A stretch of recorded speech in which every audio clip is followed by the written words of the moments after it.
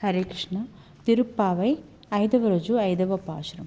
மாயனை மண்ணு வடமதுரை மைந்தனை தூய பெருநீர் யமுனை துறைவனை ஆயர் குலத்தினில் தோன்றும் மணிவிளக்கை தாயக்குடல் விளக்கம் செய்யத தாமோதரனை தூயோமாய் வந்து நாம் தூமலர் தூவித் தொழுது வாயினால் பாடி மனத்தினால் சிந்திக்கா போய பிழையும் புகுதருவான் நின்றனவும் தீயினில் தூஷாகும் செப்பேலோ రెంబావాయ్ ఆండాల్ తిరువడగలే శరణం.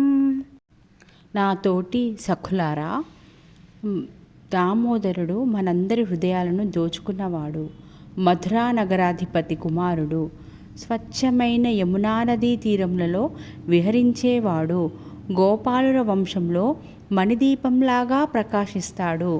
తన తల్లుల కడుపులకు చల్లదనాన్నిచ్చే ఆ దామోదరునికి మనమందరము పరిశుద్ధంగా స్నానాలు చేసి అతని పాదపద్మాలకు పరిమళ భరితమైన పూలను సమర్పించి నోరారా అతని కీర్తనలను పాడుకొని మన మనస్సుల నిండా అతనినే ధ్యానిస్తే, పూజిస్తే, అతని నామాన్ని నోరారా పలికితే మనం పూర్వజన్మలో చేసుకున్న పాపాలు, మన భవిష్యత్తులో చేసే పాపాలు అన్ని అగామ సంచిత పాపాలు నిప్పులోని బూడిదలాగా నశించిపోతాయి.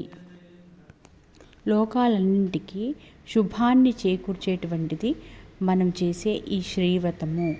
రారండి చేద్దాము. ఈ విధంగా చెప్తూ గోదాదేవి ఈ పాశురంలో తన సఖులను ఆహ్వానించింది. హరే కృష్ణ.